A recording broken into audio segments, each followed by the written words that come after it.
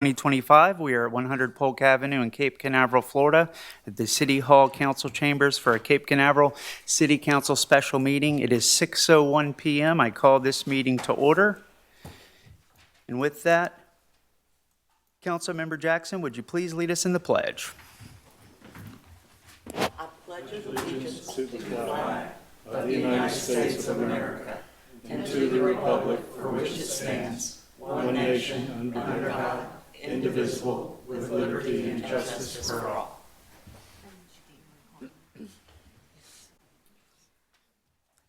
Thank you. City Clerk, please call the roll. Councilmember Davis. Here. Councilmember Jackson. Here. Mayor Pro Tem Callum. Here. Mayor Morrison. Here. And Councilmember Willis. Sorry. Here. Okay. Thank you, Council, for being here, city staff, and all who's joining us here in the community. This time, we have public participation. If anyone would like to speak, we do ask that you please fill out a public comment card. At this time, I don't have any cards, but if anyone did intend to speak, please come forward or raise your hand. Okay.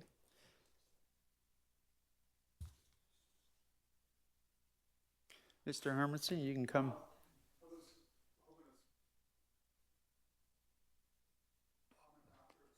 We've done that in the past. I don't have an issue with that. Happy to facilitate that. Yes, absolutely. Now go for anyone after you hear us discuss. If anyone would like to speak after, we do ask you please fill out a card. Thank you for completing these, and we'll make sure you're heard. Does anyone want to speak during this point in the meeting prior?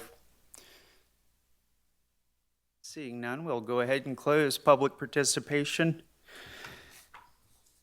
All right, Council, we got one item tonight. It's a special meeting. Item number 5, discussion titled Hotels Within the Economic Opportunity Overlay District, A1A Corridor, Senate Bill 180 impacts. This is a discussion on hotels. And yes, the reference Senate bill. This was on the last regular city council meeting we just had in October. And we decided as a whole to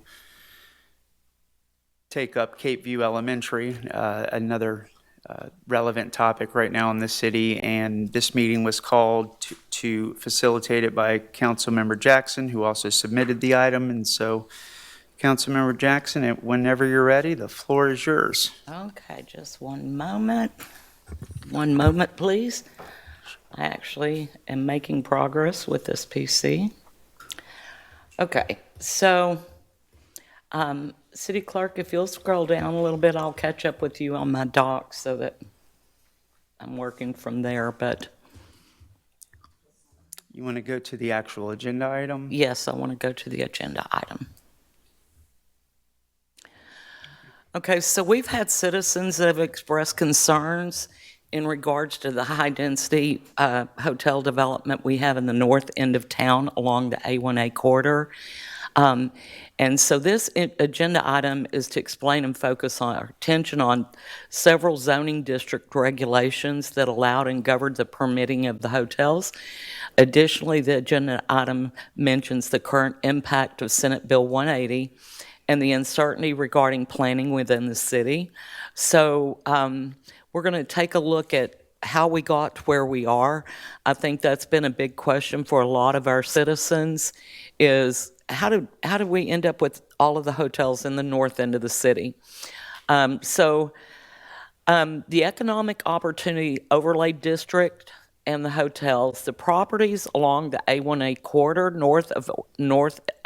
that is north of North Atlantic Avenue are mostly zoned with either C1 low-density commercial or C2 commercial and manufacturing. The A1A corridor is also subject to the Economic Opportunity Overlay District, which is a supplemental zone overlay zoning district regulation that was adopted by City Council in 2012. Now, the next sentence is rather key because the EOOD is intended to be consistent with the 2009 Community Visioning Plan and the 2012 Community Redevelopment Plan. For those of you that may not have lived here during that time, 2009, there was a community visioning event, which I did get the results from that through our records. And that community visioning event was held where people could go in and discuss what they wanted the city to be like. And prior to that, we did have ordinances in place for development along the A1A corridor, which is now the Economic Opportunity Overlay District. Okay, so in that 2009 visioning event, it resulted in our city engineer, Kimley Horn, produced these results. And then in 2012, the Community Redevelopment Plan was developed in part to promote hospitality-related commercial development that capitalizes on the economic benefits of Port Canaveral, and designed to create a unique identity for the A1A corridor with a distinct sense of place while attracting new businesses and customers and providing for the comfort, convenience, and safety of workers, residents, and shoppers. And you'll see the Cape Canaveral Code there. The EOOD is intended to have the most intensive commercial and residential uses within the city. And the EOOD standards are in addition to and not in substitution of the underlying zoning district regulations and other regulations in the city code, which still remain applicable for certain businesses. So in this economic overlay, opportunity overlay district, we had our code before, and we're going to talk about some of those things that have changed due to the CRA and that EOOD. But those things are still in place for commercial that does not fall in the Economic Opportunity Overlay District. Okay, so let's see here. So the EOOD standards are in addition to and not in substitution of that zoning district, okay? And other regulations contained in the city code also remains applicable. However, the city council at that time established a clear priority rule that provides that the EOOD standards will govern development and redevelopment within that EOOD district and will control when there is any conflict with code provision. So it will override our existing code in certain cases in that district. So that CRA EOOD document it takes priority. Okay, so the EOOD land use matrix provides that hotels and motels are a permitted use for properties with an underlying zoning district designation of C1, C2, and M1. And that's in our Cape Canaveral Code. In addition, with the EOOD, there shall be no minimum lot size for a hotel development within the district. However, there shall be a minimum of 150 units that must be constructed at the same time. So that EOOD document gave developers the ability to build on any size lot. It has to be 150 units, okay? And you see the code there. Furthermore, the EOOD also permits lot coverage as defined in section 110-1 up to 80% of the developable land area, provided that the setback, stormwater, and landscaping requirements are met. And you'll see 110-628 is the code on that one. Furthermore, hotels may receive approval for building height up to 6 stories or 65 feet in height.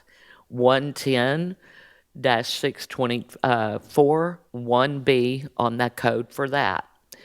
So in summary, the EOOD was established to encourage higher intensity hospitality and commercial activity along the A1A corridor by allowing hotel development without a minimum lot size requirement, increased height, and permitting substantial lot coverage when other development standards are satisfied. And so with these provisions, while these provisions have succeeded in facilitating the development of hotels within the A1A corridor, they've also produced development patterns that significantly differ from those that would have occurred under the old code or the underlying C1, C2 zoning districts alone, while the EOOD standards prevail in any event of a conflict. So, for example, hotels are not permitted to are not a permitted use within the C2 zoning district. However, the EOOD expressly added hotels as permitted use on C2 properties located within that EOOD overlay. And that's Section 110-609 Cape Canaveral Code. Similarly, within the C1 zoning district, hotels are a permitted use but must include at least 150 residential units, may not exceed 30 rental units net per net acre, and must provide standards require a minimum site area of approximately 5 acres, which would have been 30 units per acre times 5 acres to be able to put in the 150 units. So that was the old code. So in contrast, the EOOD provides that there shall be no minimum lot size for hotel development, directly conflicting with the C1 requirements. The EOOD also permits building heights up to 65 feet in conjunction with Community Appearance Board aesthetic approval, whereas the underlying C1 and C2 districts limit height to 45 feet. And that's Section 110-624 1B, Cape Canaveral Code. Therefore, pursuant to the EOOD's conflict clause, the overlay standards control, allowing hotels within the EOOD to be developed on parcels of any size with greater lot coverage, taller building heights than would have otherwise been allowed to be permitted under the underlying zoning district code. So Senate Bill 180 is now something that is, it's been, of course, passed up at our state level. And in the final days of the 2025 session, Florida lawmakers quietly passed Senate Bill 180, a bill described as a hurricane relief bill, but it's packed with sweeping restrictions on the ability of local governments to engage in community planning and propose or amend land planning regulations. It went into effect July 1st, 2025. It may also further affect how our city considers amendments to zoning or overlay regulations. Generally, SB 180 prohibits local governments from proposing or adopting land development regulations that are more restrictive than or burdensome than those that are than those effective retroactive as of August 1st, 2024 through October 1st, 2027. Several lawsuits have been filed by local governments and 1,000 Friends of Florida across the state challenging the constitutionality and scope of SB 180. And the outcomes of those cases may clarify or alter how statutes apply to local zoning authority. Until those issues are resolved, any proposed modifications to regulations within the EOOD or the underlying zoning districts should be reviewed carefully for consistency with the current provisions of state law. And I have attached in the agenda item a bulletin that was published by 1,000 Friends of Florida, which outlines some of the local government community planning concerns about SB 180. Now, having said that, and since there's been like 2 weeks for things to happen, things happen fast in government when it's not supposed to, or not normal. But the whole fact of the matter is that we can't restrict anything during that period as defined with SB 180. Now, we have some things that are occurring, with some of our infrastructure that we've got to accommodate for, and we've got to find ways to handle that. And one of them is the upgrade of our water processing plant, which I've discussed before, and that sort of thing. But I'm going to ask our city attorney, who has been all 180'd as can be, to give us any updates, because there are multiple cities within Florida suing the state of Florida over SB 180, and now there are multiple bills being put out there so that if SB 180 goes away, they'll have some other land development bills. And before I ask our city attorney to chime in, SB 180 was originally set up supposedly to allow people who have hurricane damage to rebuild to the code that their property was built in the first place, in order to keep burdensome regulations from keeping people, giving them the ability to rebuild their properties. But it's so sweeping, it goes out 100 miles from any point that touched that hurricane. And in some cases, those locations didn't even have any storm damage, and now we're all going by it. So it's, I think its purpose might have been noble, really, and its application is somewhat questionable. But if you would, city attorney, mind giving us an update on any of that lawsuit information? I don't have any recent updates regarding the lawsuits in terms of any decisions being made on either one. Okay. I know the administrative challenge is going to be decided on briefs, and there won't be a hearing, but I don't have an outcome of that yet. Okay. With the Department of Commerce. Oh, all right. And also, just saying this, we recently had 14 inches of rainfall, and in the area of North Cape Canaveral, we did have some flooding. Now, our hotel partners have been great to install water tanks and that sort of thing. I can't imagine what it would have been like had that not been the case, where we had some of that flood water being stored in the tanks. But that's another thing that's concerning, because we're covering a lot of surface with pavement. And luckily, our hotel partners are helpful in making sure that we get permeable concrete, that we have storm tanks and that sort of thing. But we still, when in a downpour, and that downpour was really something that you can't even estimate that it's going to rain like that. But we had issues with capacity on the plant, and we have flooding issues that was a result of that storm. Okay, so Mr. Mayor, I'll pass it back to you. Thank you. I appreciate you going through that, Councilmember Jackson, and I know that the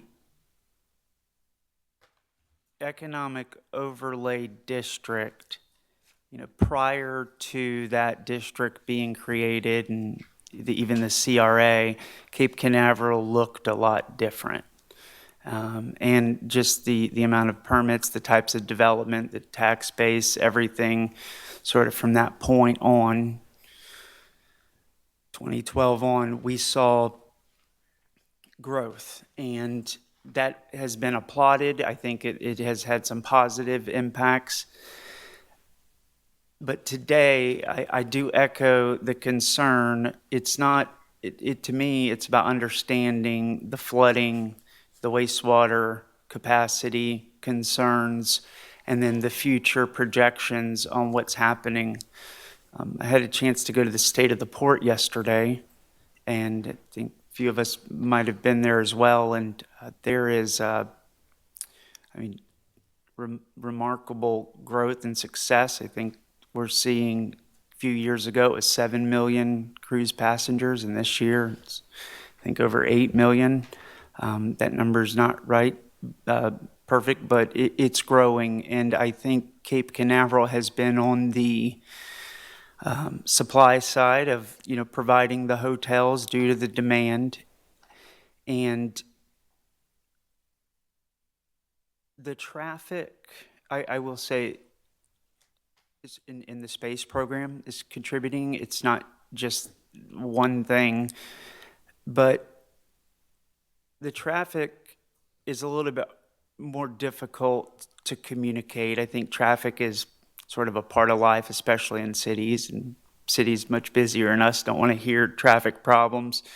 But when we start talking about wastewater issues, and indirectly, but I think there's a lot, our local school being closed down, or the proposal to merge and close it down. I do have an issue with that and a concern on what we can do to reverse the trend, that without, interfering and stopping progress and positive things for our community. And so, we got or received notices a few weeks back from the city about limiting our water use. And, that's a point to where the quality of life for residents has to be limited. We can't take a long shower or, just limit your use. That's a concern. And when we think about 1,000 hotel rooms, I know when I stay in a hotel, I use might take a little bit longer shower than normal. I think that's just human nature. And so I don't think, and I wouldn't want to limit my use if I was staying in a hotel. And it's, to me, something that I don't know the solution, but there is more plans for more hotels coming. And I think it's moving faster than this council, I think, is comfortable. And I can speak for myself when I say that. And I think the process, which has been brought up to the public, of the P&Z board approving site plans, the council takes the heat or the questions, but we're really not involved in those approval steps, and that's something that we've talked about in the past. But this code obviously was directly involved in the council. So the intent of the council of that time was looking at a different city, a different circumstance, a different economy. Since 2012, we've seen property values continue to grow and increase. And today, I think we are, the way I perceive this agenda item, is taking a step back and looking at it. And I don't know the path, but the one thing I can say is I don't want to get in the way of development, but I do question the studies and the capacity, because we are flooding. We do have wastewater issues. We are having to limit our use. Cape View residents are not moving to Cape Canaveral, and the trend is going down to raise a family and to send your kid to Cape View. I mean, that's what's happening, and it's for good reasons. The property values, I think it makes no sense for a family to come here when you can get the same house for a lot less money, closer to a school. And so I think it's about balance to me, and that's really my comments, is I do feel a little out of balance right now with what the intent was in those 2009 studies, and that statement or the code that you read, and I'll wrap it up, where it talked about really the introduction of the economic overlay district. it said, I'm going to pull that up. It's that I have it first right here. line where it says the intent was to capitalize on the success of the, I've almost made it there. 110, oh, here we go. Okay, so the introduction, the A1A Economic Opportunity Overlay District provides guidelines and standards for public and private development projects in commercially zoned areas along A1A. Consistent with the intent of the visioning, redevelopment is developed, here it is, to promote hospitality, related commercial development that capitalizes on the economic benefits of Port Canaveral. And so that today I do not feel aligned with that as an individual. That the success of the port is not transferring, I think, and we are not made whole when we have to limit water use, when we have wastewater issues, when we have schools shutting down for what the goals and the vision of the city of Cape Canaveral is to be more than tourist resort town. And the ports, I think we've accomplished those goals. And so I said I would stop and I will now. That's an example of out of balance. And Thank you. Mr. Mayor, in those section 110 -331, the intent and applicability, it's attachment 1 of the agenda item from October. You know, that was written with an intention that this is what our people wanted our city to be like. It wanted it to be a residential city by the sea. It's still in our city charter saying that about us. And I spoke with our city manager one day, and he made a very valid point, and he said, well, who do we want to be? Who are we? What do we want to be? Because we're headed in a direction that was a good direction to go in at the time, because we needed the economic development, that sort of thing. But the EOOD overlay district document superseding all of our code for those 2 zoning areas means that we literally wrote ourselves out of home rule. We have no home rule. When you combine that with SB 180. So with SB 180, for example, we could go into the EOOD and modify it a little so that we can make it applicable to the lots we have available now.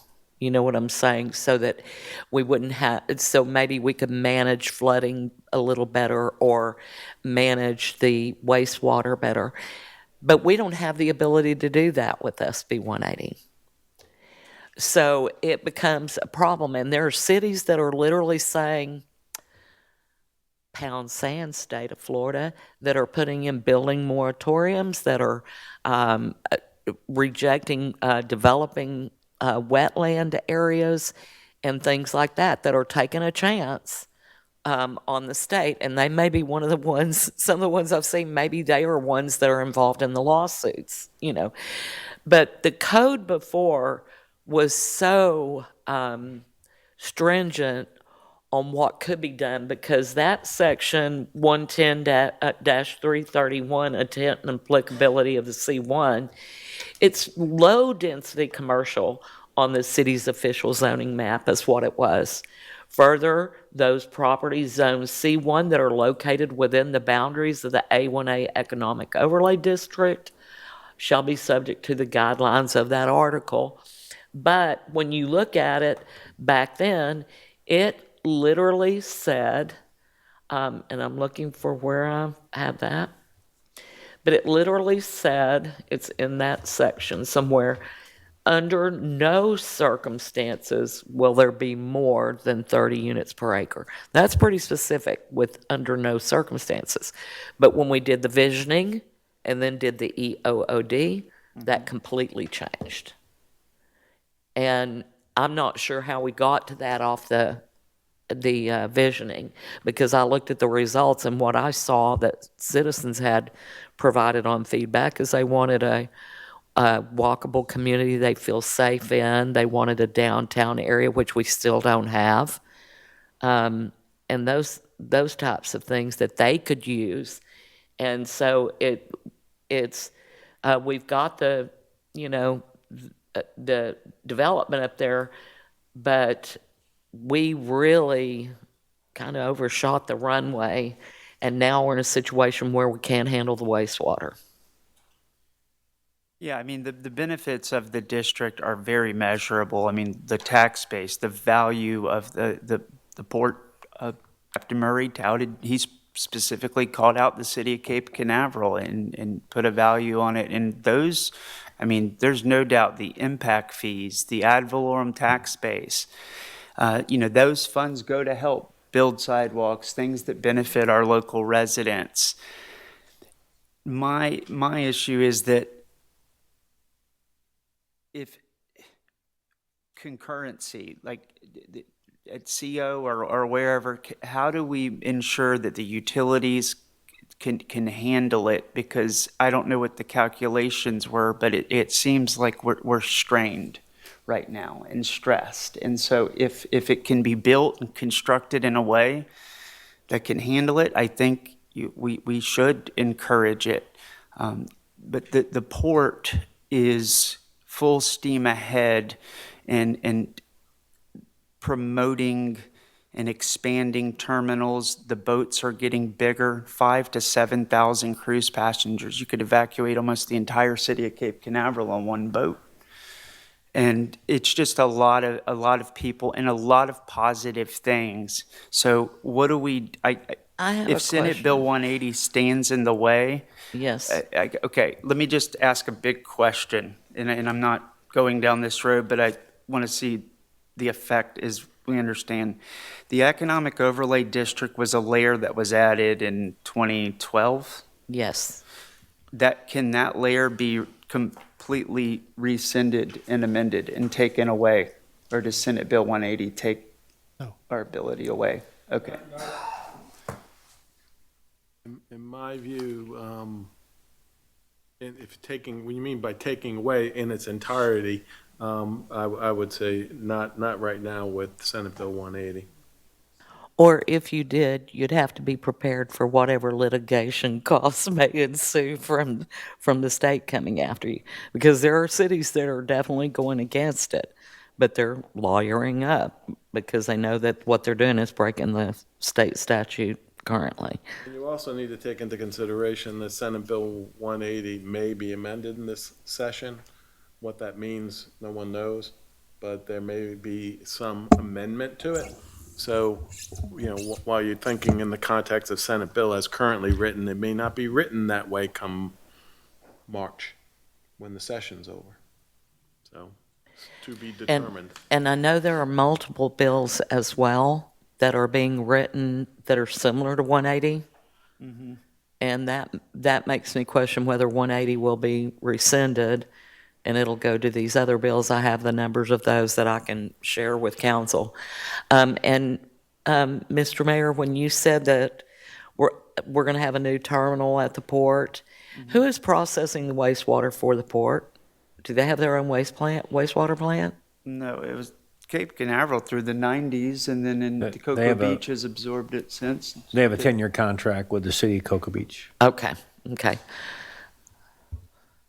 Mr. Mayor, Let's hear from Councilmember Willis. as the chairman of the Space Coast League of Cities Legislative Advocacy Committee, Senate Bill 180 is being reconsidered by Senator DeSigley. He's making changes. All of the leagues of cities in the state of Florida are submitting suggestions and recommendations on editing and rescinding portions of SB 180. That has been ongoing for the last couple of weeks. It will continue. We'll be going to Tallahassee first part of December to meet with legislators There'll be a group from the League of Cities that I proposed SB 180 as being one of our priorities, and the majority of this board didn't want to do it because it impacts everything. It doesn't just impact some resident, it impacts everything that we want to do. And as far as home rule goes, the EOD was part of home rule. I mean, that the council at the time set that up. That was not something that was taken away by the state, but there was a choice by a past council. Now, we can't do anything about that with the Senate Bill 180 in its current structure. We can't do a moratorium on any construction. We can't improve any of our construction that might have to be done. So we're basically stuck at past regulations and past standards. But as far as the wastewater, I think we should approach the port and see if there's some partnership that can be done to improve our wastewater.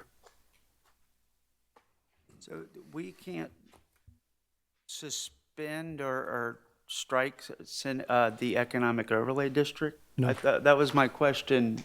No, No, sir. So Not at this we time. created we can't go back to just the C1? no, we can't make Like, any we're change. stuck with what we have? I mean, Senate Bill, whatever Senate Bill 180 means, and I guess that's to be determined. I mean, the city cannot adopt more restrictive and burdensome land development regulations. So when you say strike out the EEOD, to the extent that somebody were to successfully argue that that striking out is more restrictive and burdensome regulation, then Senate Bill 180 says you can't do it until October 1, 2027.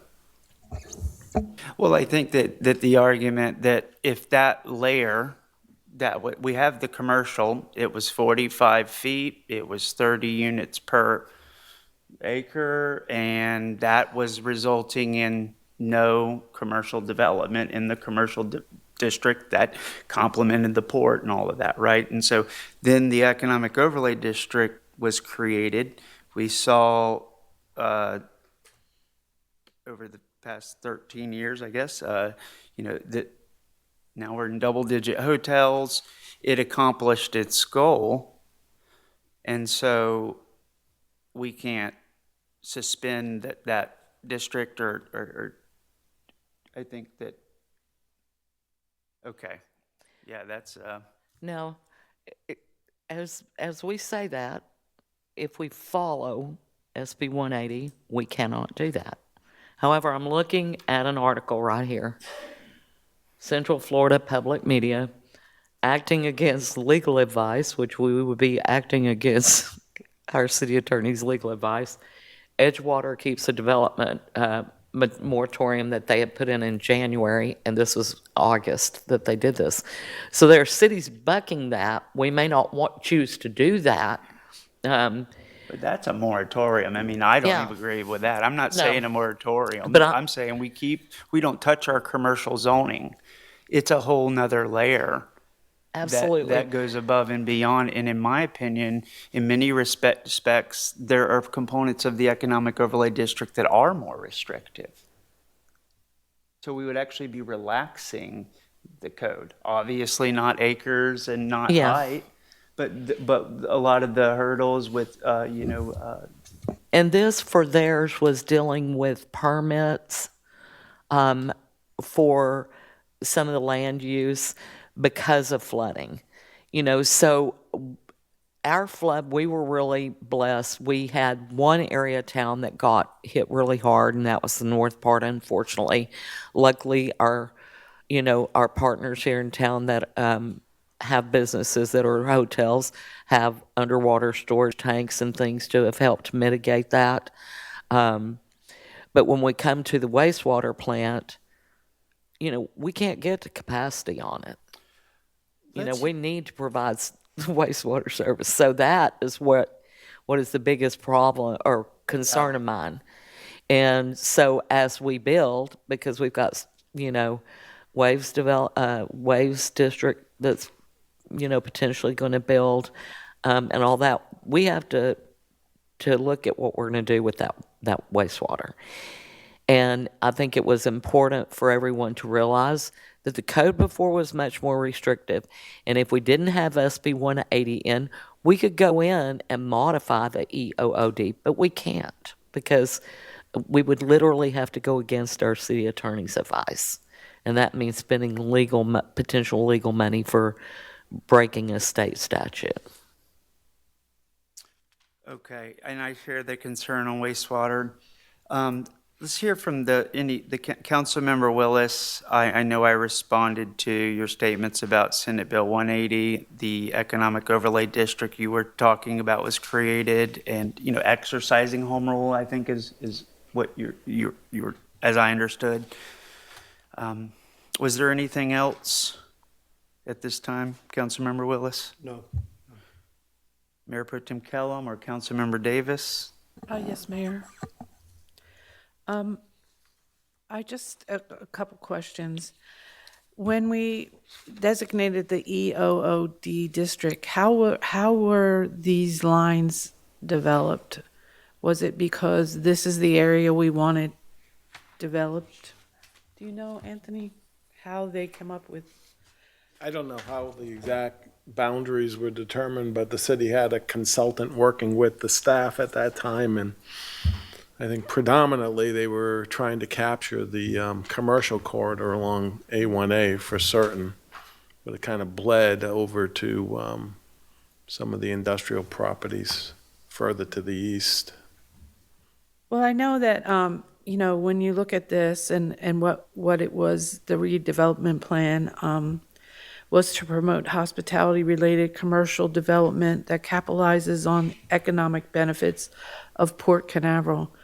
Well, they have far exceeded our expectation of what's going to happen out there, and they continue to do that. But it also says that they designed to create a unique identity for A1A corridor with a distinct sense of place. I don't see that in the A1A corridor. I don't see a distinct sense of place. Attracting new businesses and customers with shopping and residents and things like that. That's what people wanted in 2009. They wanted shops. They wanted a small town feel. They want restaurants. And I think that we've kind of dropped the ball on that. And now we have double digit, like Mayor was saying, hotels that also affect the traffic from the port. I live off of North Atlantic, where the kids wait for school buses. Kids are crossing the street to go to Cape View, and the traffic on North Atlantic it's unbelievable. And the gas prices are higher here on the island than they are inland, and this all affects our residents. And it's a shame. I mean, I hope something can be done with this Senate Bill 180 because I think that we need to adjust the EOO district. What was good in 2012 is it's a different city now. We just need to make sure we move in that direction as things develop because we can't keep it the same forever. We need to make sure we're modifying, just like you're saying, Right. Mayor Pro Tem. I agree. And the flooding here is a problem, and like you said, on the north area, and now there's a proposed hotel that's going to be 150 rooms on 2.47 acres. That's a lot of pavement, and I just think that again, short-term rentals have really affected our community. Our bedroom community has been really changed. We're losing the school. We have a $6.2 million recreation center that if it's all short-term rentals, who's going to use it? I mean, these are just things that residents have said to me, and I just think it's important that we try to find a balance before it's too late and do what we can to fix it. Mr. Mayor. Councilmember Davis, did you? No, I'm fine. Okay. Mr. Mayor, and the only other thing I wanted to say is, we talked about this with the adjustment board and planning and zoning, and how sometimes they are not on the same wavelength as the council, and I don't know if we need to look at their approving site plans and the Board of Adjustment. I know we've done what we needed to do with that, but maybe final approval has to always go to the council, because now this council and future councils have to deal with what happened in 2012. So I just think that's important. And I mean, I am really talking openly and transparently, but one of the things you said here was the 150 room minimum, right? That's a big hotel. Minimum. What's up with these big hotels? That's all we've allowed, and we've said that here. And okay, let me just test the Senate Bill 180 can't be restrictive. If the hotel's going and it's 150 rooms, and we are at capacity issues, and I want to circle back to the whole wastewater thing, but to me, it would be better to lower that number. It'd be less rooms. I'm just talking, right? I mean, so and I'm literally talking in theory here, would Senate Bill 180 stop us to reduce it from 150 to 100? That's more lenient. Yeah, no, probably, on that proposal, that specific proposal, probably not. Okay. That's less restrictive than a minimum 150. Okay. As far as utilities going, the wastewater issue, if we are at, our capacity right now is a concern. Well, Council, there's a lot to talk about with wastewater treatment. And we currently process 1.2, 1.3 million gallons a day, and our capacity is 1.8. We are in the middle of this study that we are going to bring to the council in the form of a workshop, potentially in December. But the reason why, as you probably know and the public knows, is when we have to issue that, reduced consumption order, it's because we've had a lot of intrusion into the system that is operating at a high capacity. So circling back to Councilmember Jackson's comment, the question is really threefold. Who are we, where are we headed, and what's it going to take to get there? And the answer to the third question should come first. What's it going to take is vision from this council. It's going to take revenue, obviously, but it's also going to take sewer. And our sewer system is more important that we maintain its current infrastructure, maintaining what we have by scoping out our lines underneath so that we can determine where the intrusion is coming in underground, because it comes in multiple ways, above ground and underground. And we have important incentive to scope out the underground infrastructure. We understand that SpaceX is wanting to, do the super heavy rocket launches, and we don't know what the vibrational, vibration of those launches will do. We don't know what the sonic booms will do. So it's imperative that we take a look at those lines in advance of any super heavy rocket launches, so we can document any damage, aging pipes, whatever, be it for sewer or stormwater. And so we can document pre-existing conditions prior to any super heavy rocket launches, so that we at least have a baseline to go from in the event that they get damage due. We can prove damage done by vibration and perhaps get some, recoup some costs to replace. But more importantly, we can see where, as far as the sewer system is concerned, where the water is intruding in the system, repair that.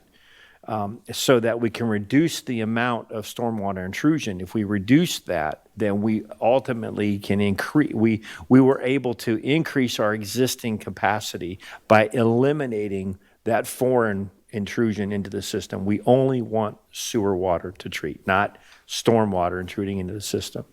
And so I think it's important for this council to focus on, in the future with our budgets and any appropriations that we can get, any grants that we can get, focus on repairing our infrastructure underneath so that when our landowners want to develop their property, we can properly service them through our sewer system. You know, they have a right to develop the property, and we want to be there for them when they come knocking, regardless of what we do with the district or whatever with Senate bill. We have to take care of what we have now to be ready for whatever future, we may be in store for. That study, do we have any idea when that will be finished? We anticipate being able to present it to council potentially in January. In the form of a workshop. We did discuss this at one point in a previous council meeting. And you mentioned the port. We have been in conversation with the port for months now about wastewater treatment. They do have a contract with Cocoa Beach, and they have 10 years to go on that. They're not opposed to speaking with us right now, but their current capacity and their anticipated needs can be accommodated through their agreement with Cocoa Beach. So what that means to us is that maybe there's no incentive to talk with us about using and helping us with our sewer. That's not to say that they can't be brought to the table to talk about what would it look like and when that contract expires. That's why it's of interest to speak with us now. They don't know where they're going to be in 10 years with the existing provider being Cocoa Beach. So these are important conversations. Right now, the current cost we anticipate for a wastewater treatment plant is about $60 million. What's that going to be in 10 years? And how is the city going to pay for that? You can always take out a bond, but nobody likes that. So maybe there's some partnerships that we can engage in. But again, these conversations, our existing system is really where I strongly recommend this council focuses. In that existing system today, let's assume there's a point, the study, I think, where we would have to expand or improve. Yes. Like, to your point. Yes. In the event permits, DEP, Department of Environmental Protection, are we forced to issue permits and COs even though we're at capacity, or is that something outside of Senate Bill 180 to address the issue with wastewater once we're at capacity? That the next big development comes in and we don't have the capacity today. Is that separate from Senate Bill 180? Environmental concern, wastewater? Well, I mean, in my view, I mean, the city has, by law, required by law, has a concurrency evaluation process. Mm-hmm. That concurrency evaluation process measures the availability of several different types of services, including sewer. So that process is on the books and must be applied in accordance with law.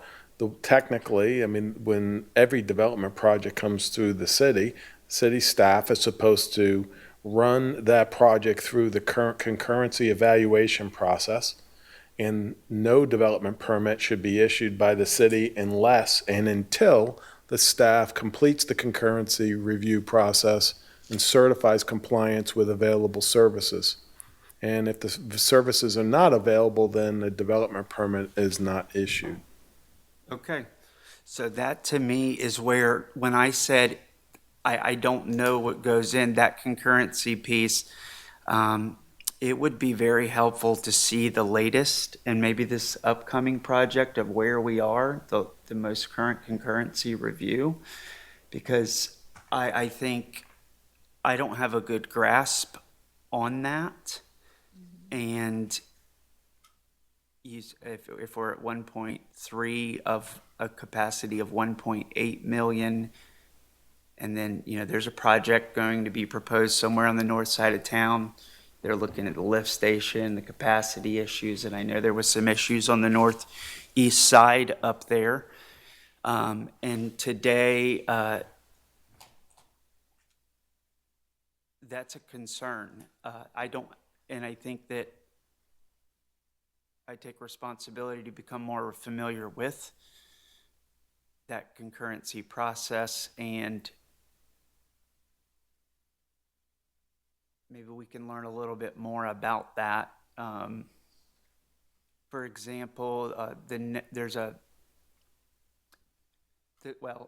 think the Hilton Garden Inn was the last hotel.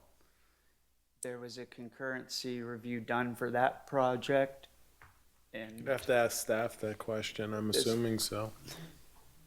And I think that if this council, understanding how that one, where we were at that, from a wastewater standpoint, would be, I think, very educational, informative to us in the community, and then we can see the next one. Yes, Mr. Touchberry? Well, I was just going to clarify too, the study that's being done by our consultant is accounting for all projects under permit or that we've been made aware of that are anticipated. So it's not like there's we're cutting off any development today. The study is accounting for projects that are permitted and under consideration.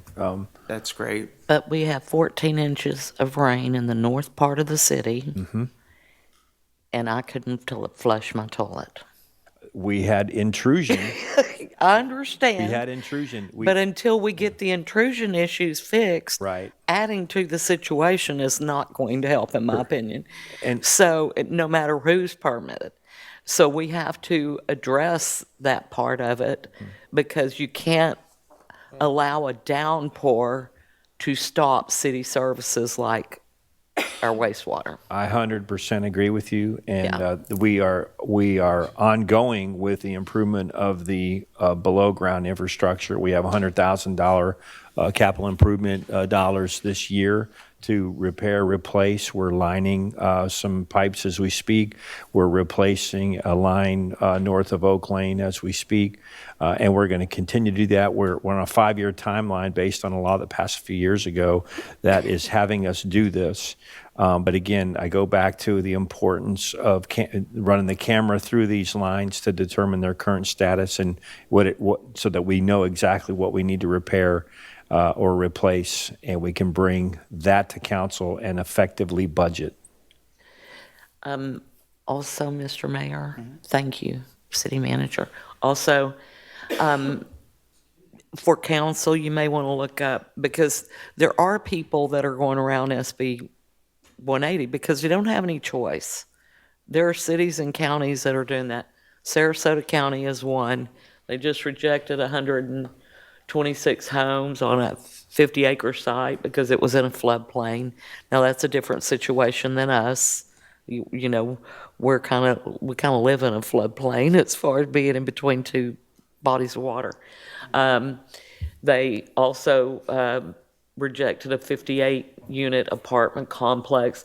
So there are people that are rejecting and doing what they need to do for their cities.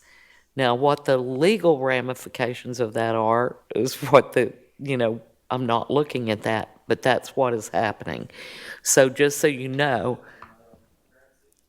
Sure. Oh, good. Thank you.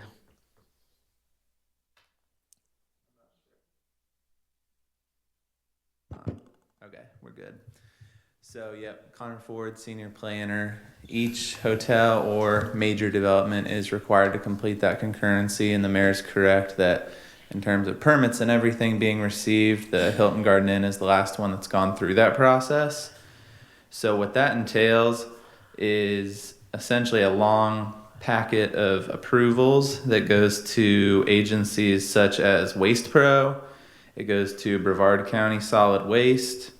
It goes to the Community Development Department to look at roadways, roadway capacity, level of service.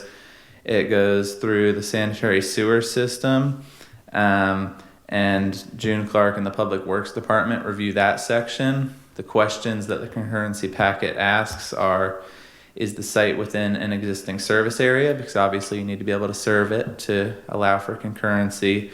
It asks, what is the maximum sewer discharge of the specific project? So those numbers get run typically by the applicant. It asks for the average flow plus the new construction reservation. It asks for the design capacity and for what the flow of the system will be after the project, what the impact will be. And so what June has the power to do there is if a project would cause the waste system to go over capacity, then that would be a denial because it would not be in alignment with the concurrency of the city.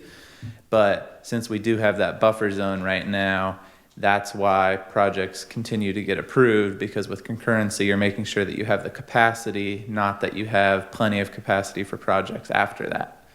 So we're still working through with that hotel on the north side of town that, you alluded to. They're still working through the permit process, so none of that is finalized yet in terms of concurrency, site development permit, and building permit. But you are correct that the Hilton Garden Inn was the most recent one, and that we do have a concurrency process. But if something isn't causing it to kind of hit that upper limit, then the city is kind of expected to approve it through a legislative stance. Thank you, Connor. Yeah. Do you have any idea what the 1 hotel gallons per day is, just estimate? I don't have it off the top of my head, I'm sorry, but I'm sure the Public Works It- Department could get the numbers to you. Just trying to see if we're at 1.3, what were we before that hotel? And I know that, okay, so we have concurrency for sewer, water, traffic. Sounds like all those areas. Yeah, And- it's those plus a the- few more, like drainage. I know that Tim Carlisle works with the city engineer. Yep. There's also the Parka review where they look at recreation level of service as well. And then the city of Cocoa looks at the potable water as well. That's great. And I think that, does anyone have any questions for Connor? That was helpful. Obviously, I know that those things were required. I guess where I'm going is, can we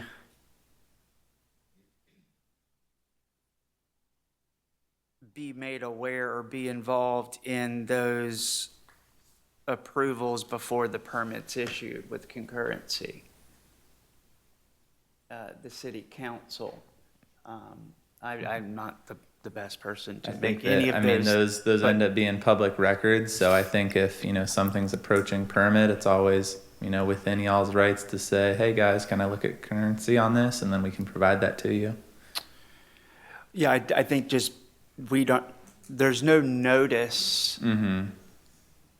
I think maybe a good point to check in on it would be after a planning and zoning board approval, because then it could be on the radar of, hey, this went before the planning and zoning board, they recommended approval, because that typically means that permits might be coming in the months to come. Could we remove the P and Z or make them recommending power on site plan and make it less stringent, that you don't have to go through P and Z, you just go straight to the council? And then that way we can review all the expert opinions on concurrency. And if P and Z must be involved as a land use planning agency, instead of making the final decision on site plan, can the council make that final decision based on a P and Z board recommendation? Well, perhaps it'd be better to let P&Z review it for concurrency, make their recommendation, like they do everything else to Yes. this council, and then you approve or not based on whatever the situation is that's compelling you to feel the way you do about concurrency at that moment. Just let it go through the normal process, in other words, with concurrency as a factor during the P&Z review, and then you'll have all the Well, information. it is a factor.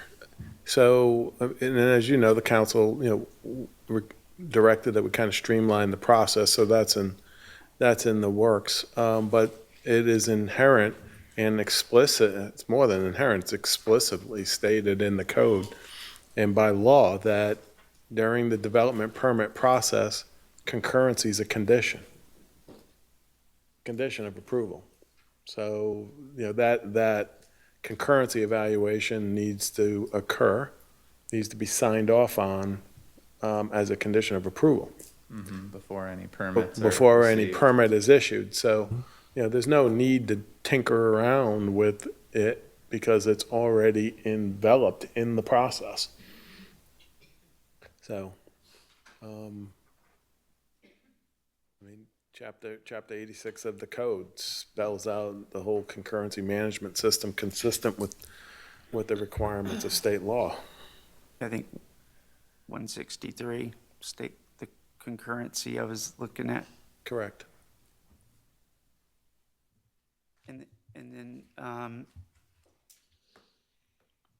yeah, this is what Mayor Pro Tem Kellerman, I think the local council is, the P and Z makes that decision. And it is it's a multi-million-dollar massive development decision.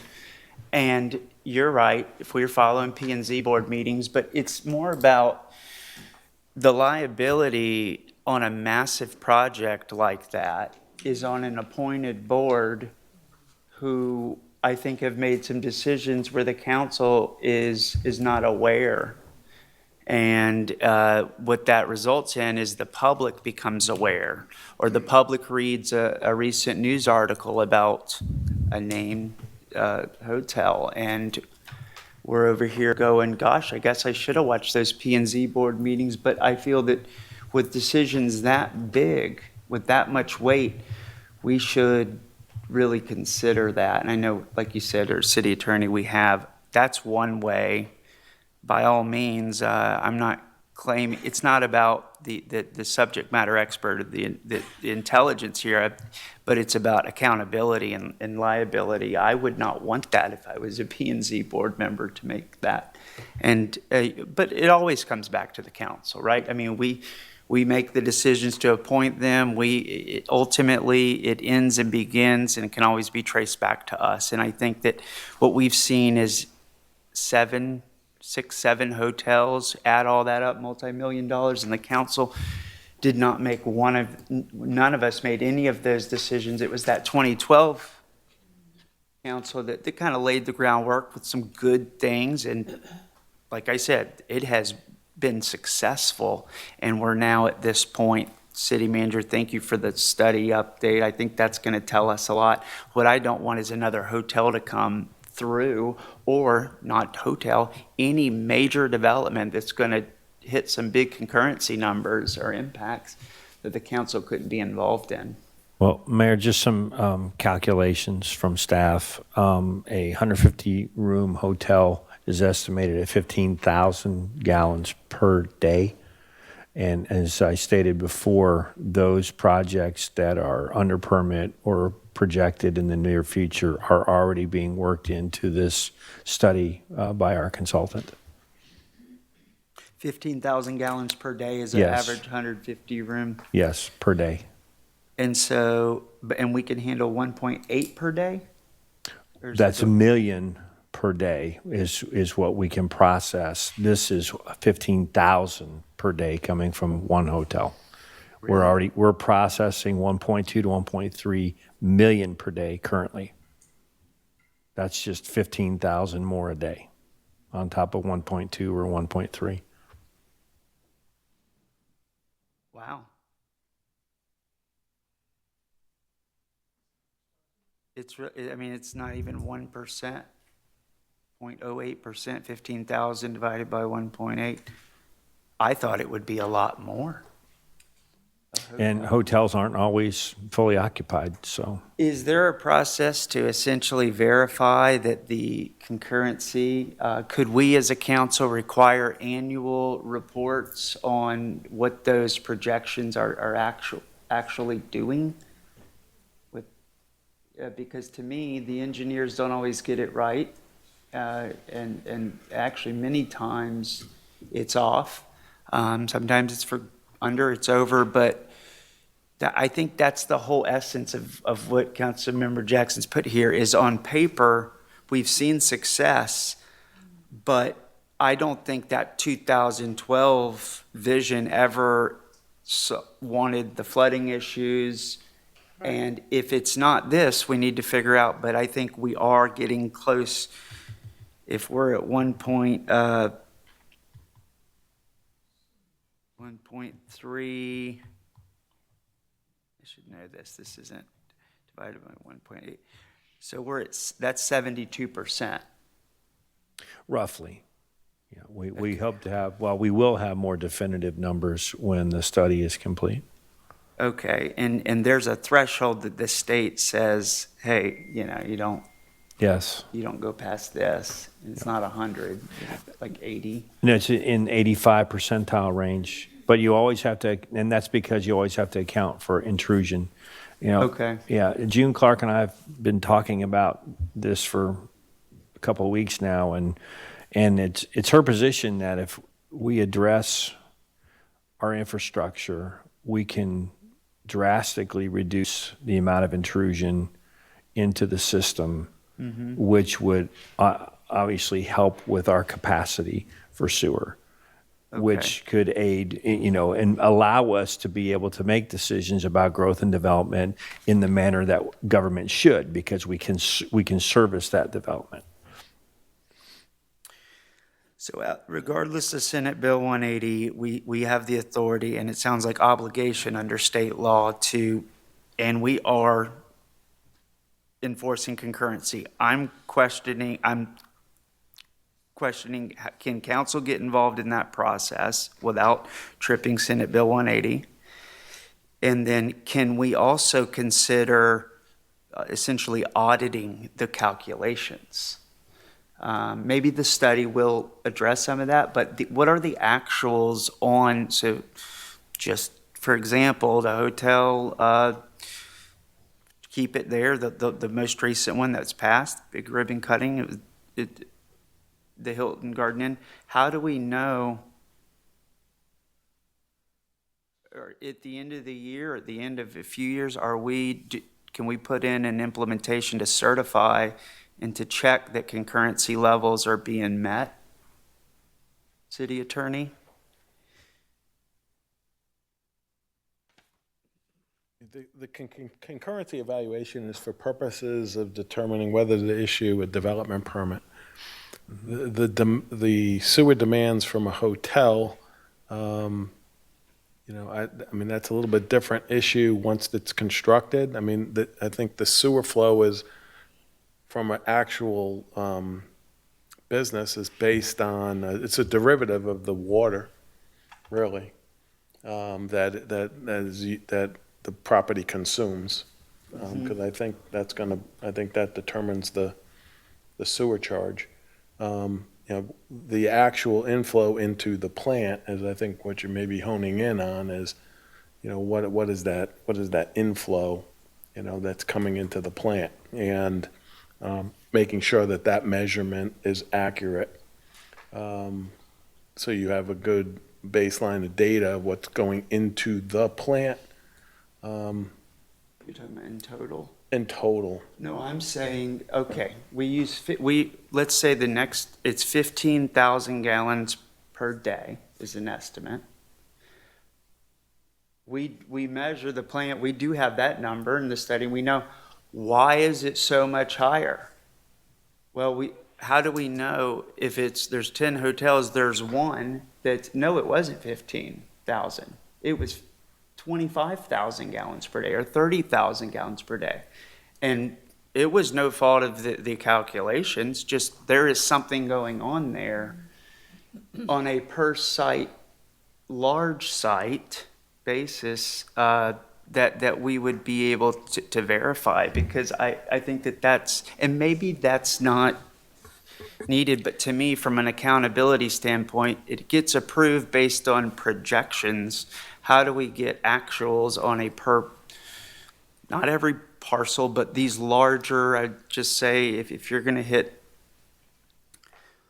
a certain percentage threshold, could we have some sort of annual verification or certification that it is not exceeding the thresholds that we forecasted? Because I think we've ran into this with we've had some issues where our plant was taking a hit, and we figured out some of the issues. There was the brewery, I think, comes to mind, and they had to go on, but the way we found that out was a weird way. It was because I think the alcohol levels were really high, and there's only one. I mean, it was killing the bugs Yeah, and whatever. something was going on. I don't know, but I think that, Red. so we have concurrency projections. My questions are around, are there any other cities that are doing concurrency actuals on certain sized projects? And it's really about enforcing. I think we don't want to get that wrong at this stage until we get this study. Well, and I'm curious how much the usage is per day for households. Because we have 11 hotels, I believe, in the north end of town. And at 15,000 a day, we're not close to meeting that 1.8 million a day, which is our capacity. Is that per day, that 1.8 million? That's what our capacity is, yes. Okay, so that's a small percentage of that 1.8 at 15,000 is the true number. 0.08, it's less than 1%. Yeah. So how on earth with 10,000 households are we getting to 1.8 million? 0.008, excuse me, it's 0.8%.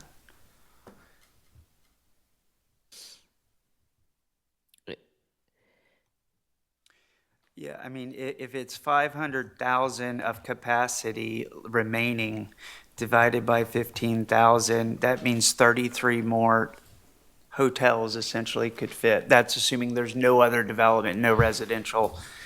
I mean, that's. But when we look at this and we do evaluations on it, I think we need to look at the condo complexes in that equation, because the condo complexes are similar to a hotel. Some of them in size, they're up to 6 stories. Some of them have 108, 125 units. And they have people there that live in them full time.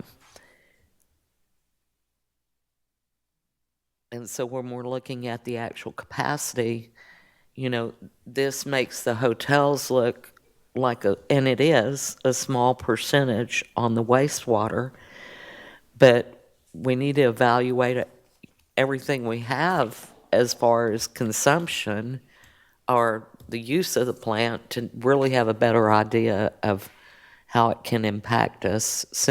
But here's the bottom line. Bottom line is, if we're at 80%, we've got to do something. Yeah. Because Kay wants to flush. So just to go back to sewer use and consumption, there are estimates that say that, you know, the average per person per day is 60 to 80 gallons per day. So if you do the math times 10,000 residents, you're looking anywhere from 60 to 80. What's the number? 60 to 80,000 per day. Hang on.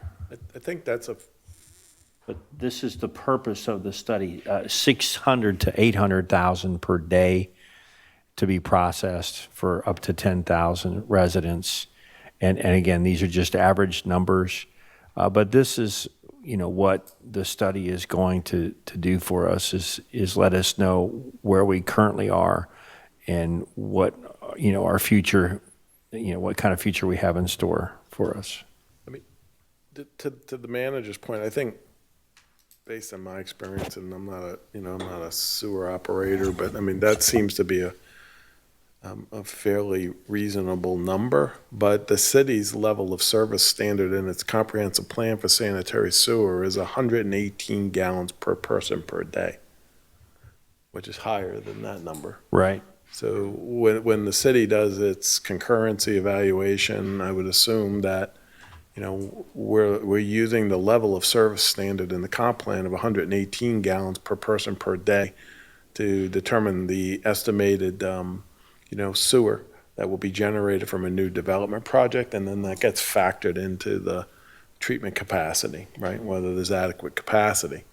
So that would be, and for a hotel, it'd be not rooms, they would have to figure out, there's 2 people in a room as an example. Yeah, I mean, if you did, I mean, if 30 gallons per day.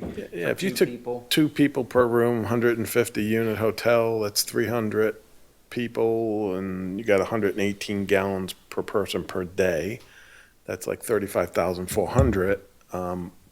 Whether they're applying that on the commercial front, I don't know. There's no distinction in the comp plan. It's 118 gallons per person per day To me, the for ultimate. estimating purposes. Yeah, I sorry. mean, the actual may be more in line with the number that the manager put out there, somewhere in the Yeah. 60 to 80 range. 60 to 80 per person. I mean, there are studies that show about 400 per household. But again, how big is the household? These are all variable numbers. I mean, hotels aren't going to be fully occupied all the time. Who knows how many people are going to be in the rooms?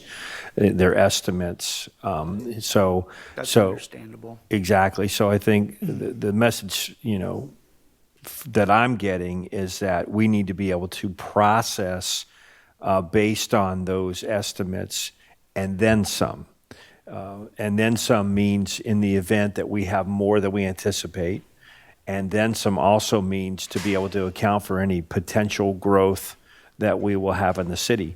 I mean, if our study that we get back says that we'll be able to handle everything that's currently permitted or under consideration that we know of, then we're fine. But we won't be if we don't fix the intrusion. So that's what we're looking at right now. It's again fixing that intrusion so that we can be ready for the anticipated growth.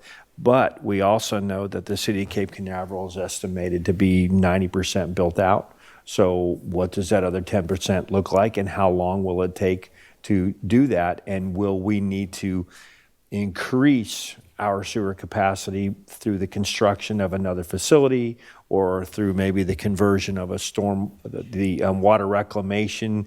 I haven't talked to June about this, but it can be done where you convert water reclamation facility to sewer, treatment instead. It can be done. I don't know if we can do that, but it's something I'd like to probe. And then again, the other feature here would be expanding. Do we have the land to do that? Or would we have to relocate a portion of the facility somewhere else? And that's where we start having these conversations with our partners and who wants us to service them, and what kind of agreements that we can enter into. Thank you.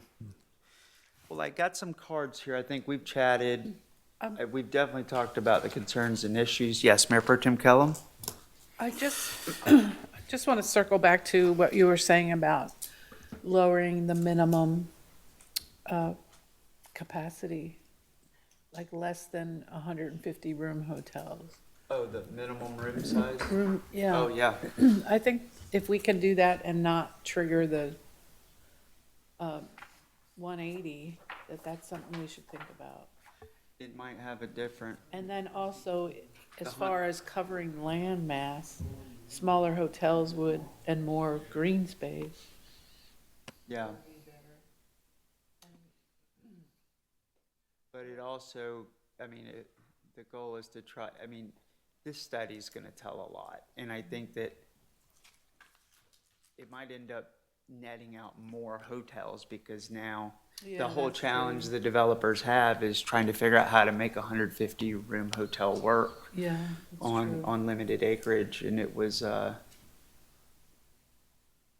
so if we lower that threshold, And then we'd have more hotels. well, I don't know. I think, And the only other Oh, thing I wanted to say is, this is my next to last meeting, but, we do the budget and we have the CRA money that's allocated for the Presidential Street Master Plan, and, which is great.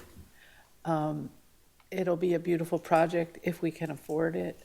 And the sense of urgency with the infrastructure intrusion, to me, is more important than beautiful trees along the presidential streets. I know part of that redevelopment is looking under the streets, but I think intrusion into our wastewater is more important than, and like, I think it was the bed board said, which made a lot of sense, people come here, they don't go down the presidential streets, they go down A1A. So, we're gonna spend a lot of money to make those streets look nice when our basic infrastructure is failing. So I think that's something you all need to handle. Thank you, and noted, and agreed on the level of priority. Right. And we know how much you love trees, so that took a lot for you Yes, to it say. I do get some public comment cards here, and Councilmember Willis, is he? Well, I just wanted to, lowering the minimum from 150 to 100, we have to be careful that we don't, to Mayor Pro Tem Kellum's point, propagate even more hotels, but I think the 150 makes it a serious player that is going to really be working towards the hotel. The kind of ensures financial sufficiency to make the project. It doesn't, less likely to be a piecemeal development. I mean, we have the possibility of some piecemeal development that I'm not too thrilled about, but, you would like to see it be taken from start to finish, but just, we need to consider that. So, Absolutely. The minimum, I think that was always the intent, Councilmember Willis, is that during the 80s and 90s, you had a lot of, 6, 8, 10 room hotel motels. They became yeah. major drug problems and issues. Today, they're renovated and actually little vintage, cute. A lot of them still standing and they're nice, and people, I think, see it. But yes, when I said that, that's why I said, I don't know. I'm just trying to think. I was really trying to test Senate Bill 180 to see how, Yeah. we're going to relax the code here. I mean, how restrictive is it? So thank y'all. Councilmember Jackson, I want to, before we go to the public, and Councilmember Davis, if there's anything else this time.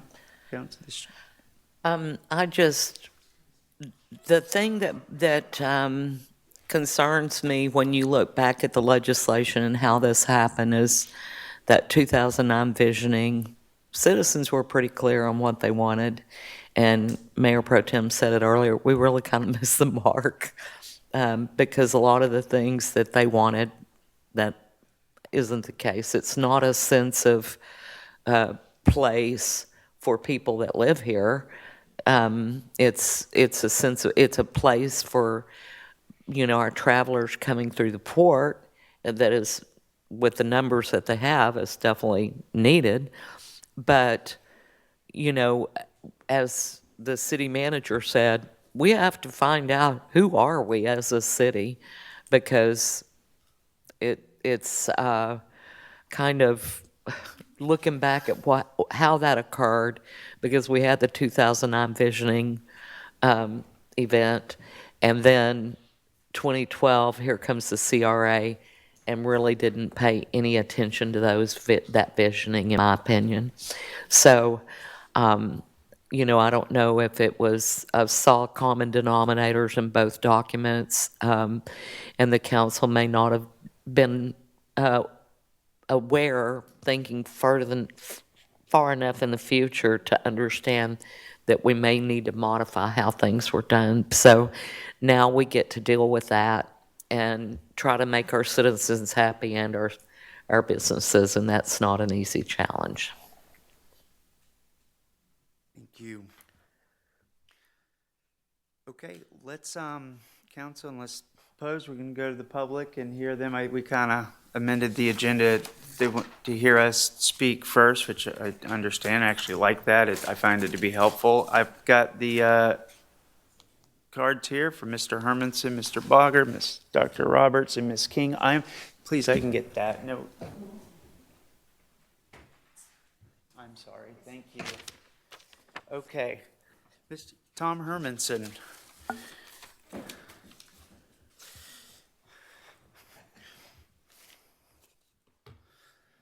Is this on? Good evening. Lots a lot to unpack. I'm not quite sure where to start. My name's Tom Hermanson. I'm a business and property owner here in town with developed site and sites to be developed. I was definitely very active participant in the 2009 and 2012 visioning sessions, and the conclusion really was around the commission at that time recognizing that they had a tax base issue, that they'd had a dearth, a total lack of growth over many, many years because of overly restrictive ordinances and zoning and restrictions. And out of that plan came a desire for an increased tax base and an allowance for commercial development in a specific defined area with increased allowable density and height. And it was a success, as the mayor said. You wanted more tax base, and the city council really has one tool in its belt. It comes down to one tool. It's allow or deny. And that council at that time had a goal in mind with the input from the residents, and they wanted to allow commercial development on the A1A corridor in the first couple of miles, and it was a success on the back of the growth of the port. So applaud them and the participants in that process because it was a really successful project. I think the number of hotels and the number of the number of hotels, you know, whether or not that's good or bad, I think is a matter of opinion. I was concerned to hear a number of sort of tenuous arguments with respect to issues that the city is facing and the attempt to pull those directly to hotel development. I think it was very illustrative, the discussion around the sewer system. It seems like we have a leaky sewer system. And based on those numbers and the capacity issues at 72% at current capacity, that does not seem to necessarily be a problem. I would also put forth that sewer and utilities are a service that we all use. Hotels and residents and timeshares and condominiums and overnight rentals as well. And so if you have a funding issue with respect to your sewer system, you probably should look at your sewer fees. The impact fees that the hotels contributed were by your code. It's very simple. You can go to MuniCode, and I do it all the time. You can go to the bottom section and you can look at the fees and schedules. And impact fees for stormwater are based on something called ERC. That's something equivalent unit. So you take a toilet, you take a sink, you take whatever you have, and you multiply that out. Can I have another minute? Council? So those impact fees for roadways and everything else are established by code. If you're not generating enough money with respect to residential or hotel or any other development, look at your fee schedule. If you have to build a $60 million, I would, if I may give some advice, if you have a potential $60 million nut to cover in 10 years, you may want to think carefully about limiting development. You have your growth, your impact fees for your streets, your West Central, your North Atlantic Avenue, your City Hall, your community center. I don't have the numbers in front of me, but I'll work on them. Those were all in large part paid by the commercial development that came in the last 15 years. Without that, you wouldn't have the funds. And you had the genius at the time in drawing a large CRA, so you kept the majority of those funds. Now, those funds will continue to accrue, but the costs are going to continue to go up. And so before you limit development wholesale, keep in mind that those new building permits generate income into the future where homes that are capped at Save Our Homes exemptions will not. So thank you for your time. Thank you. Robert Bogger, Bob?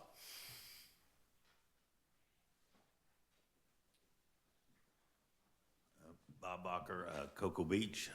I'm a long-term business owner and operator. Yes, I plan to build more hotels in this city.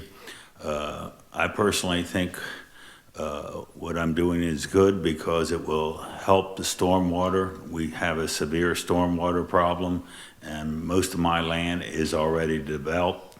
All the land west of A1A or Astronaut Boulevard, from about a quarter mile here to the port, is all pumped up land. So that land does not perk.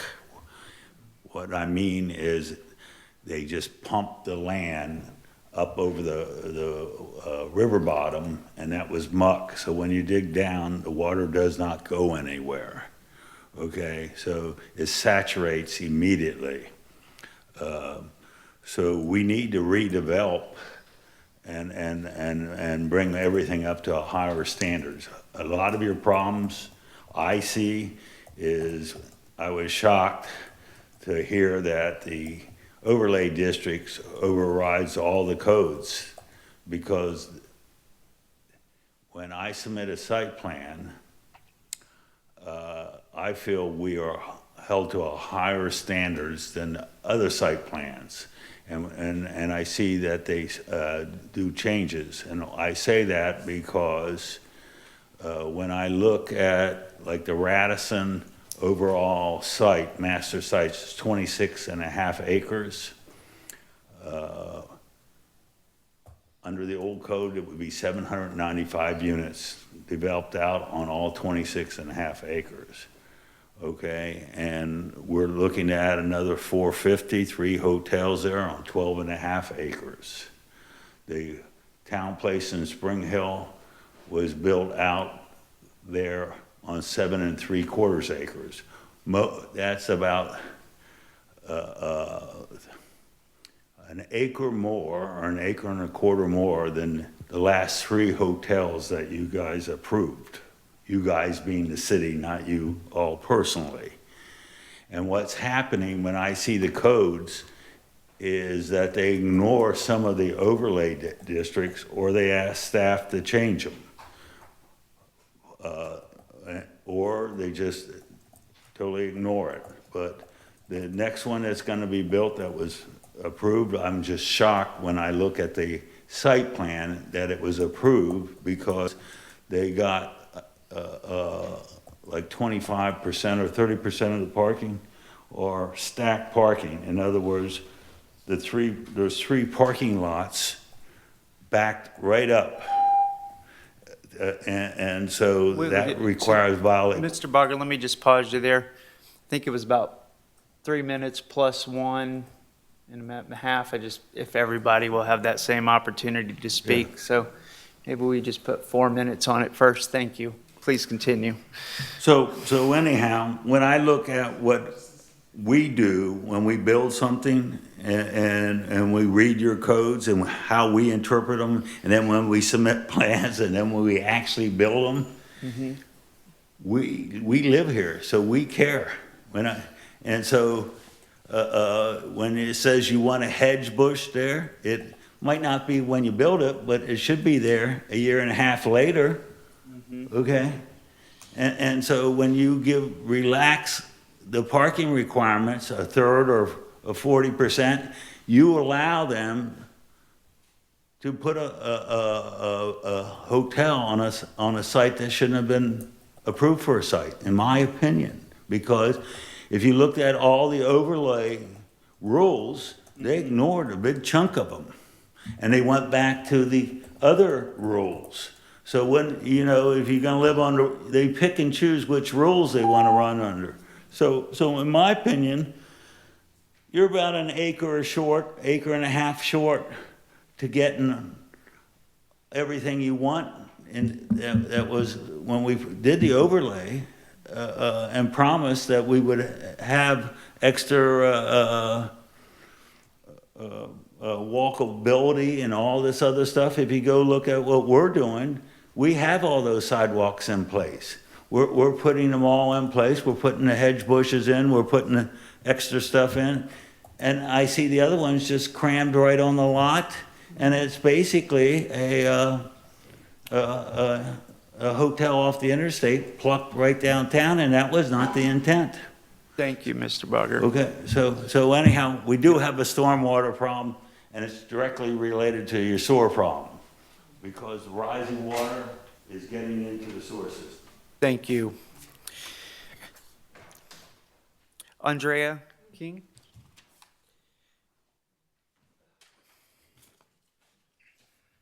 I want to learn more about that.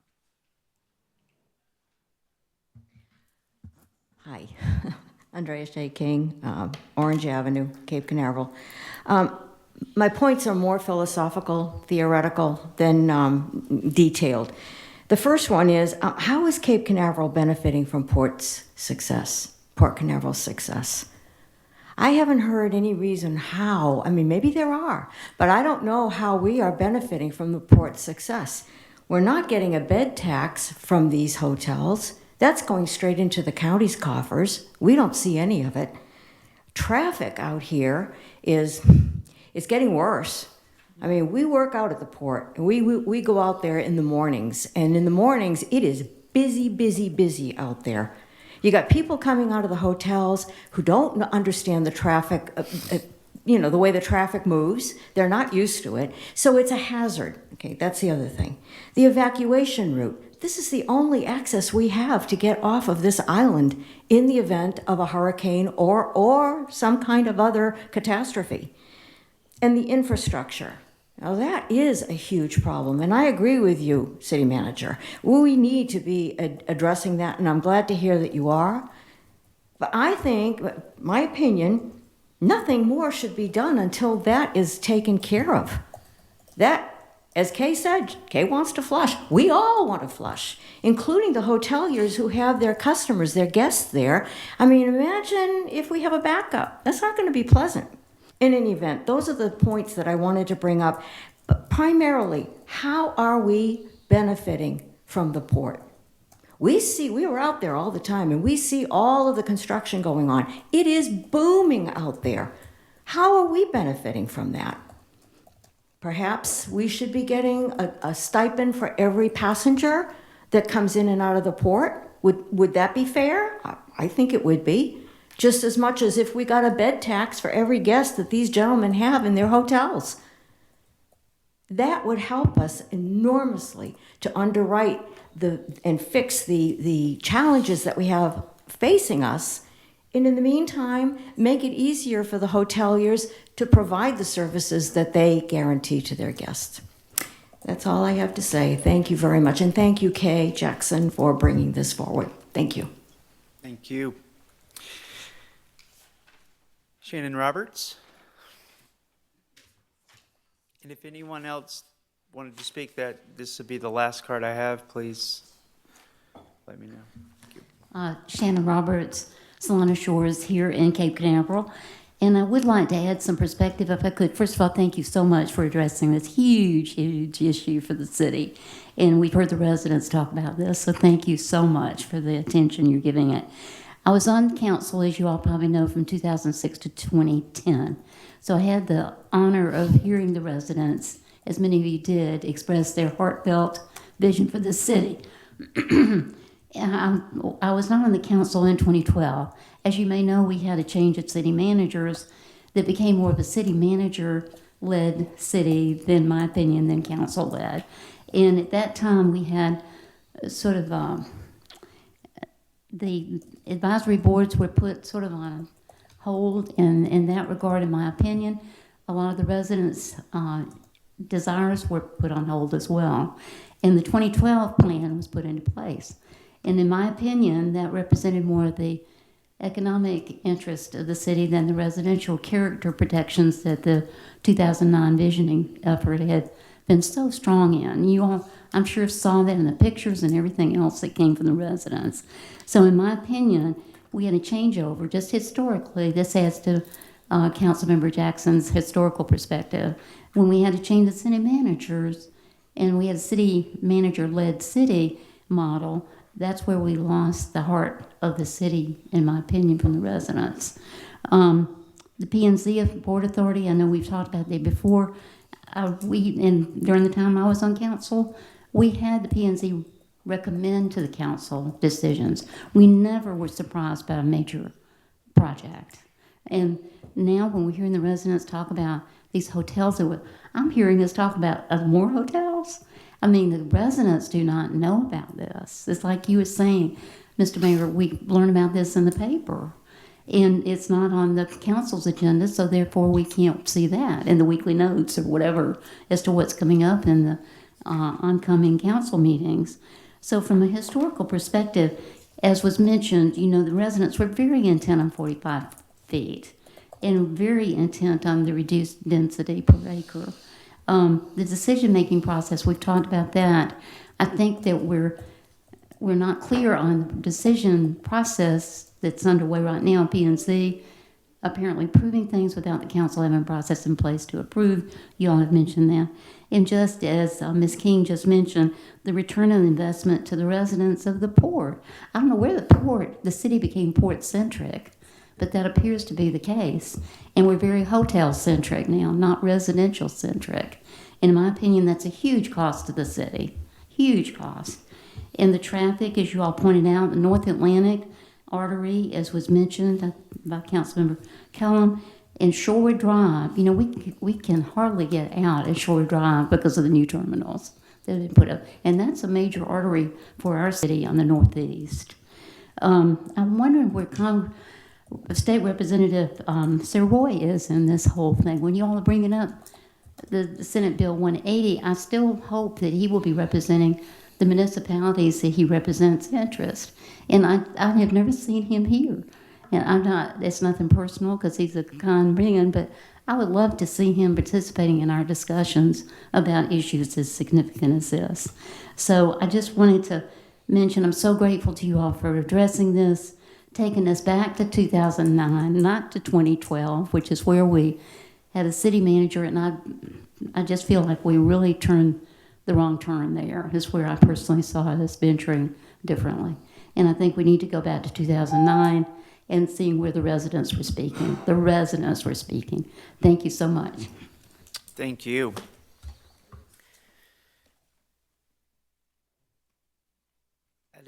That concludes all the public comments at this time. Very valuable. Thank you all. Each one of your perspectives is very helpful, and I think just a few things I wanted. One of the comments, Mr. Herman said, you know, hotels has been used, and that's why I think is important. One of the last things I said is any big development, right? I mean, that is absolutely, wherever you have a lot of land, something big potentially could go, and there's some intense uses on small land. And so I think it really is fair to say that it's about the intensity of the use of the property,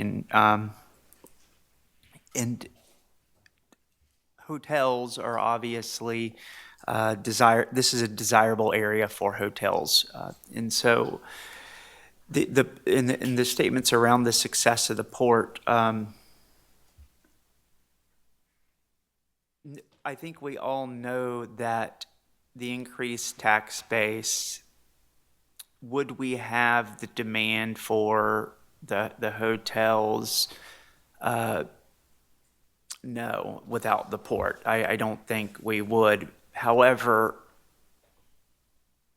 the question, Ms. King, that you'd brought, another way to ask it and frame it is, we benefit how we benefit. The impact fees up front, all of the utility fees, as Mr. Hermanson said, that goes in, the total revenue in, and then the ongoing ad valorem taxes every year, right?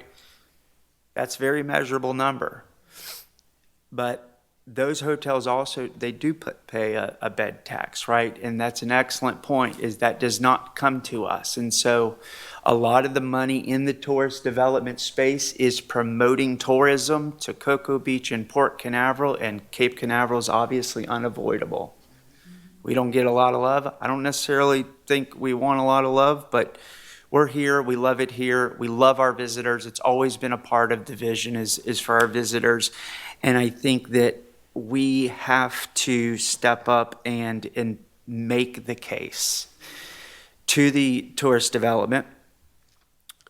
We have to make the case to the port. And I've got 2 more years left in my term, and I'm willing to step up and do that with this council's support. And because the port handed a little gift out to everyone who came to the State of the Port. It was a little plant, small, it was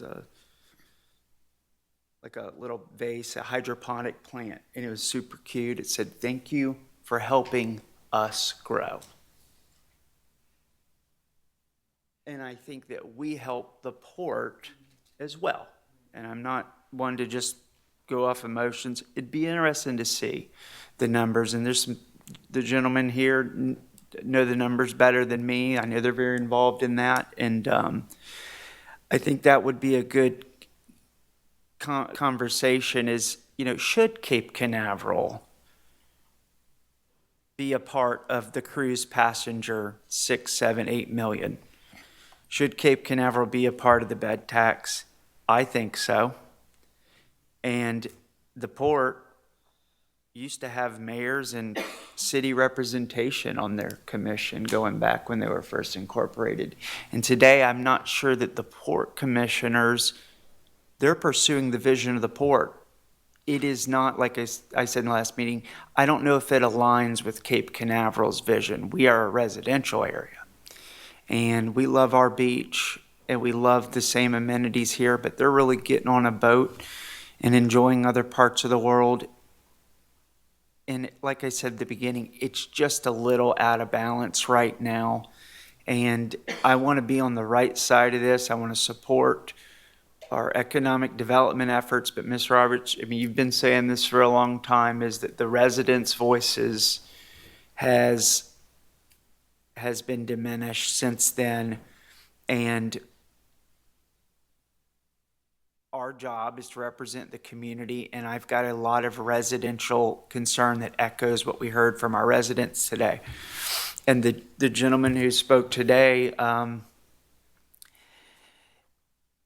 they're local. They've been involved. They know the pulse of this community. You can go back to the 2009 vision, and you see Tom in there, and he's up there, pointing fingers. And Bob's, if he's at a meeting, he's engaged, he's speaking. And so we have respect for you and Eric. I think back there I see you guys, and I know you work very hard. I heard so many compliments about the improvements made to the Radisson. I mean, what you did there did not go unappreciated or unnoticed in the community. You can see people, oh my gosh, the snowbirds come down. What happened to that place? Look how amazing that looks now on the tree. And that fulfilled many of those things in the vision. And I also hear you on the concern with, you have the economic overlay restrictions, and then you have the code and sort of the picking and choosing, which that's a concern. And so if Senate Bill 180 is true, that there are more restrictive things in the economic overlay district that we would not trigger Senate Bill 180, right? So does that mean we can, but what about the things that are more restrictive, that require trees and all the landscaping requirements and all the long list of aesthetic features and the reviews, community appearance board? Do we have to keep, can we get rid of the restrictive, but we still have to keep the less restrictive? I think, and so if we can't, move that around or amend, it's all, I hear, it's all in debate. The legislative delegation meeting, Senate Bill 180, the understanding from my talk is you don't even bring it up there because that whole panel, Sir Roy Mayfield, all of them know. They know it's the count. Not only all the cities, the counties are pushing back on it as well. And so here we are today. Councilmember Jackson, thank you so much for putting this on. It is a hard conversation to have because, we want to respect private property rights, but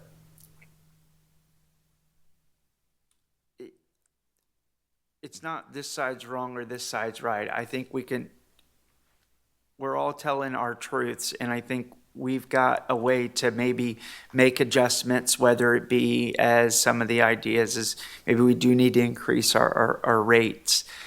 But to me, it's not necessarily a money issue as much as it is a capacity issue, which certainly comes back. So to dollars, always does. If we can balance it out, I think Cape Canaveral's small. We have $6 million roughly and $6 to $7 million in ad valorem revenue. That's I've said this, and I'm going to keep saying it until I guess somebody tells me to stop saying it, and I agree. But There's 6 to 7 million cruise passengers, and it's $1 per passenger to Cape Canaveral for a tariff or a fee. That's a decision the port commissioners, I think, could make. And if they watch our meetings, they hear this, but Cape Canaveral's on the front lines of this. And I don't think $1 is going to deter one visitor who's going to be spending thousands of dollars on a cruise ship. And that's just on the per capita. And then that's the thank you for helping us grow that I think would pay. And we are going to invest in nice beaches, but we really can't make those improvements when our city manager is talking about wastewater. We can't make, the entire Presidential Streets Master Plan was about the people, the experience of our visitors come is they go down presidential streets and that's what they experience. And then from Orlando, it's an hour ride or however far they're coming, their final destination, if they're coming to the beach, that is their experience at Cape Canaveral from A1A. And then you get to this beach parking spot and you have arrived. And we talked about that opportunity when you get out and you look around and the growth, and our team works hard, but we can really improve that a lot. And I think that helps our tourism, that helps the ports. And so if it means earmarking money for those types of improvements to really enhance our beaches, that to me is really important. And the bed tax is a whole nother side that obviously the county makes those decisions. But I think today, Cocoa Beach, I would say, is another, and obviously we have Rockledge, Cocoa, and Titusville, the 5 cities and unincorporated Brevard that I don't know. I know Cocoa wanted transportation, Brightline, right? I don't think the port wants that.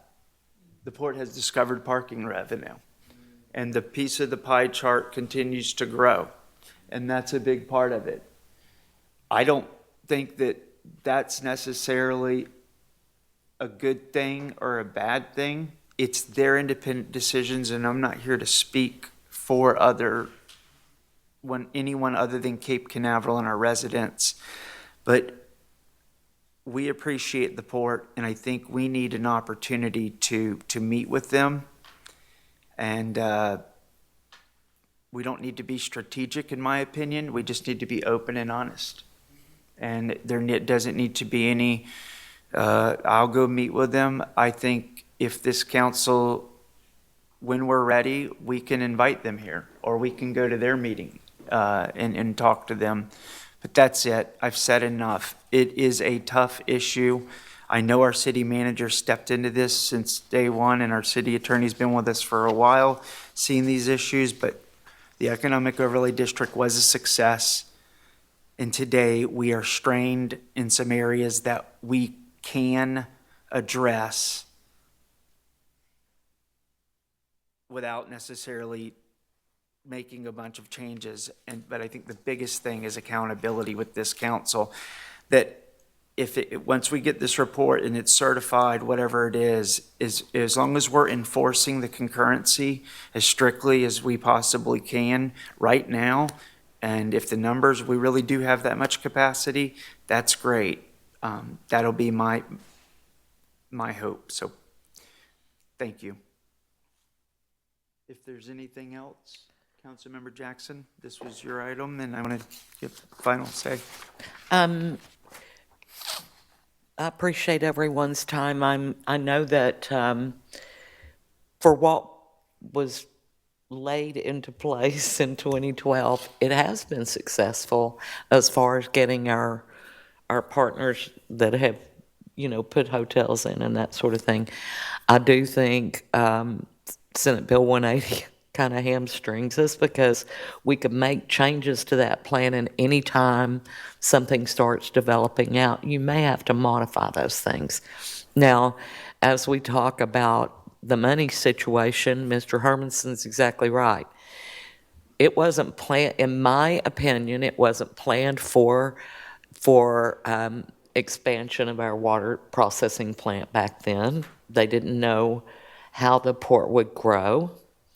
what the demands would be on our city, potentially, and those things are left with at the rates that we've built ourselves into our own code, just like Mr. Hermanson said. Now, when you look at the tax revenue on these hotels, they're paying around an average of $235,000 to $250,000 a year on ad valorem taxes. And if there are 11 of them, that's given us a little over $2.6 million a year for all the hotels that we have. So, however, our tax base has gone up in the residential areas because of the rise in the cost of insurance, or the rise in the cost of the properties and market value for our residential properties. So, as we look at these things, Mr. Hermanson was exactly right. It's what was put into place back then, and we're in a situation now where we have to look at those things and determine what we can do, because it didn't give us anything to have in the bank for expansion of a plant. It wasn't thought out to generate income that would have been sitting in a reserve somewhere. So now we're faced as current council members with how we handle these challenges that we have. So I appreciate everyone's time tonight, and I'll pass it back to you so you can ask the rest of the... I've said enough. I'm finished. Thank you. Councilmember Davis, Councilmember Willis. I'm good. Mayor Pro Tem Kellum, city staff, city attorney, city manager. Councilmember Jackson, if you've accomplished what you wanted this, I think we can adjourn. Yes, I have. Thank you. Yes, thank you. All right, with that, meeting adjourned.